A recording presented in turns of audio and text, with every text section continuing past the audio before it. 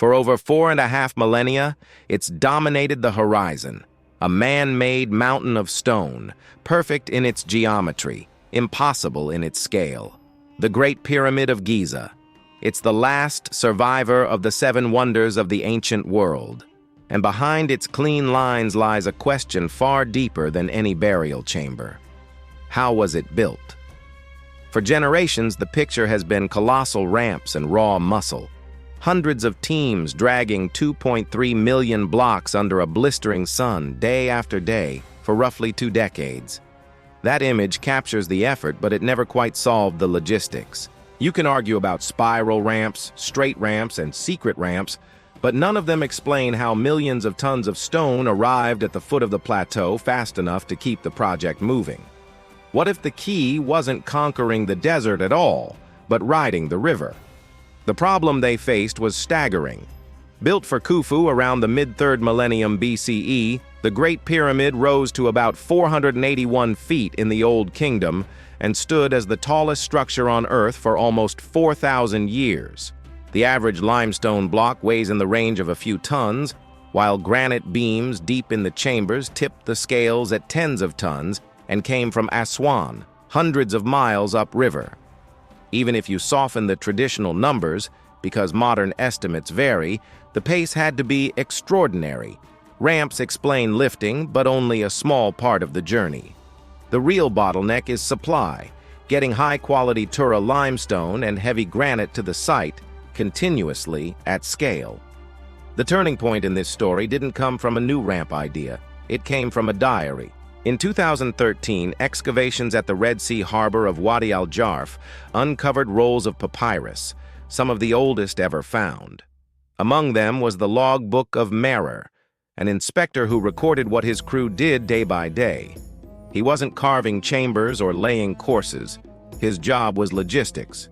Maasara describes loading fine white limestone at the Tura Maasara quarries and moving it by boat through canals and along the Nile to Khufu, the horizon of Khufu, the pyramid complex.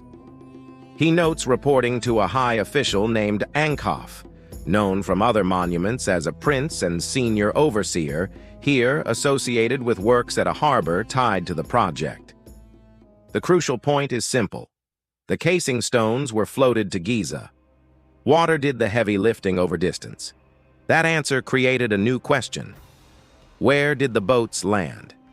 Today, the Nile runs well east of the plateau, across a modern floodplain. But geoarchaeology has redrawn the Old Kingdom landscape. Sediment cores and remote sensing show that a now-defunct Nile branch ran past the pyramid fields. One study focused on Giza calls it the Khufu-branch.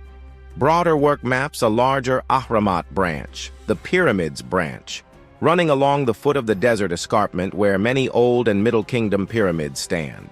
In other words, the pyramids weren't stranded in the sand. They were sited beside water. And alongside that natural channel, evidence points to engineered basins and canals forming an inland port at the base of the plateau. Archaeologists working at the pyramid builders' settlement have argued for years that Giza included a major harbor district. The new cores and maps show the water to feed it. Now the logistics come into focus. Picture August skies and the river rising. Crews quarry at Tura and Aswan, timing shipments to the flood. Barges stack with limestone and granite, riding higher water through a network of channels into a basin below the plateau. From there, the last leg turns from floating to sliding. Reliefs from Middle Kingdom scenes show teams hauling sledges while a worker pours water on the sand ahead. An elegantly simple way to cut friction and multiply what a crew can move. At Giza, the stones come ashore near valley temples at the ends of long causeways. Those temples are certainly ritual gateways, but their placement makes practical sense too. The causeways climb from the floodplain to the foot of each pyramid, exactly where you would haul heavy blocks after unloading. Whether any one temple doubled as a formal key is still a matter of interpretation, but the system as a whole reads like a seasonal assembly line that the Nile itself powered. Water transport doesn't end the lifting problem, and that's where debate continues. The pyramid's upper courses still required ramps, levers, or both. Straight earthen ramps are simple, but consume staggering amounts of fill. Zigzagging or switchback ramps reduce volume but complicate traffic. Compact ramps combined with levering and staging may offer the best compromise. Engineers argue the details and probably always will. But those arguments start downstream of the real breakthrough. Once you accept that stone arrived at a harbor below the plateau on the flood, the remaining lift is measured in tens of meters, not many miles. The desert haul shrinks from a continental journey to a site problem. The human side is written all over Giza. The builder's town, streets, barracks, bakeries, silos, shows an organized labor force rotated in crews. Nicknames and gang marks scratched onto blocks speak of pride and rivalry. Administration had to be tight, scheduling quarry output to the flood window, staging barges, feeding thousands, and coordinating delivery so masons never stood idle. A diary like Mirror's exists because this was a managed supply chain. Even elite officials are embedded in it. Ankaf's name turns up as the overseer of operations for the harbor linked to Khufu's project, putting a royal relative squarely in the logistics loop. Follow the path of a single casing stone. Quarrymen at Tura split the block with copper tools and stone hammers, then lash it on a sledge to a canal bank. Boatmen lash the sledge on deck or onto a raft of timbers. As the Nile swells, a convoy rides the current toward Memphis and swings west into the branch skirting the escarpment. The harbor basin below the plateau takes the traffic off the main flow. Crews unload at the waterline, wet the track, and drag the block up the causeway to a staging yard. From there, foremen feed courses to masons who true the stone and slide it into a bed cut to tight tolerances. Repeat that choreography at scale, and the impossible starts to look inevitable. There's room here for elegance as well as force. The flood wasn't an obstacle to be feared. It was a calendar and a machine. By sinking quarry output to high water, the state minimized overland hauling, concentrated bulk movement into a few months, and used nature's energy to do what no number of oxen could. Waterways are cheap highways. A canal dug once and dredged when needed can move a lifetime of stone with a handful of crews. A mile-long ramp must be built, extended, and then unbuilt. In a kingdom that managed grain, taxes, and labor by the river's rise and fall, turning the flood into an engine for construction is exactly what you'd expect. What about the granite beams in the king's chamber, some weighing dozens of tons? The papyrus doesn't mention them specifically, but the logistics logic still applies. Aswan granite traveled primarily by river. Timing heavy cargoes to high water is standard practice in riverine societies. The last lift into the monument is the hard part, and thus where the ramp debates live. But the long-haul transport, the part that defeats purely overland models, belongs to boats. Zoom back out, and the landscape tells the same story. Many pyramid causeways point straight to the former riverbank, ending at temples that sit on terrain now dry.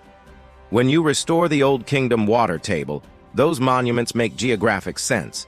Add the builder's harbor district, and the picture gets sharper. Giza wasn't a lonely ridge in a desert. It was a waterfront industrial and ceremonial complex.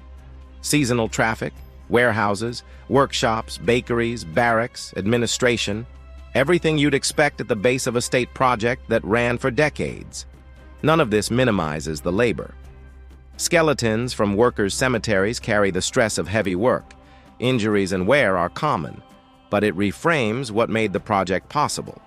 Instead of imagining a single mega ramp swallowing more material than the pyramid itself, you imagine a calibrated system, quarries keyed to flood season, barges threading a branch of the Nile, an inland port feeding causeways, compact ramps and levering where needed, and an administrative machine that kept the rhythm.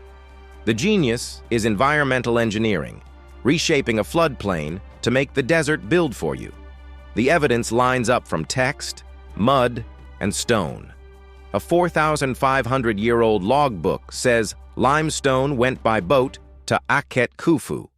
An extinct Nile branch and ancient basin lie exactly where such boats would need to land. Settlement archaeology fills in the workforce and provisioning. Experimental physics shows why teams wet sand ahead of sledges. Each line of data has limits, but together they converge on a clean answer to the transport problem. The river was the road, the flood the engine, and canals the gears. So the old image fades, endless files of men straining across open desert.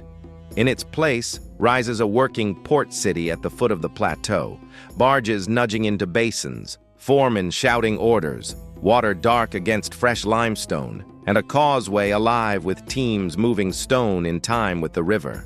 The Great Pyramid isn't just a testament to power, it's a proof of concept in landscape design. Ancient engineers didn't fight the Nile, they partnered with it, turning a seasonal flood into the quiet force that raised a mountain. Enjoyed this evidence first dive? Like the video and subscribe to Unfolding Legacy for more history decoded.